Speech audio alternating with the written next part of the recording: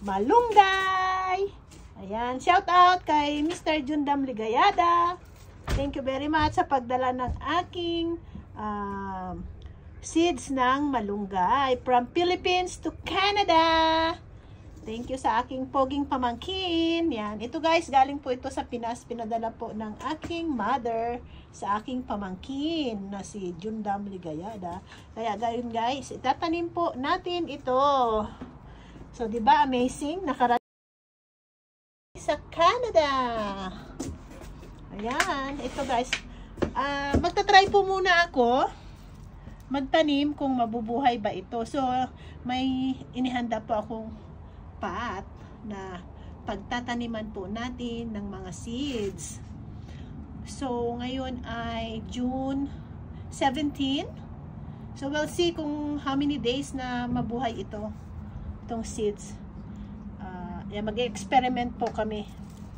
Then, kung sakaling mabubuhay man po ito, so every winter, papasok ko po siya sa loob. Yung mga itatanim ko po. O, diba?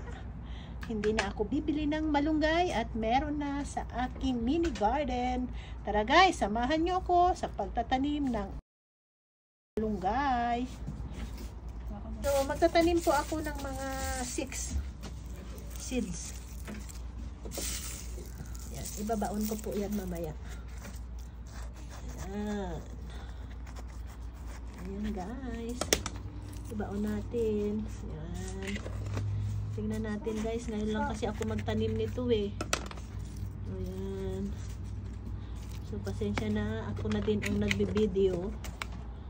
Ayan.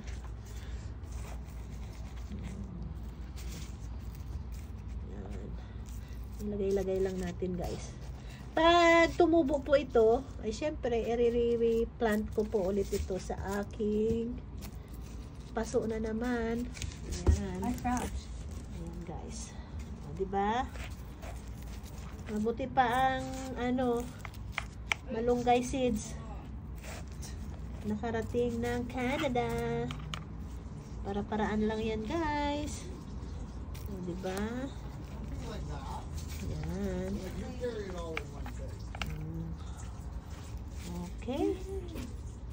Ayan. Tanim tayo. Tanim-tanim. Ayan. Sana po tumubo. Dito, lagyan ko ito. Sisingitan ko siya dito. Kasi may space pa. So, ayan.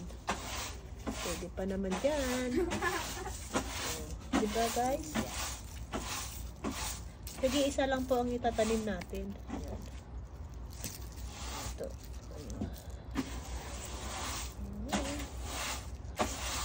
Madali lang naman po tumubo ito eh. Hindi naman siya mahirap alagaan. So ito guys, ang tatanim natin ay June 17.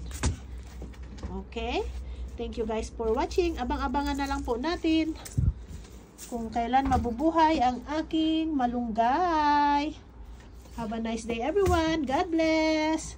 Thank you for watching. Bye. That's my mom.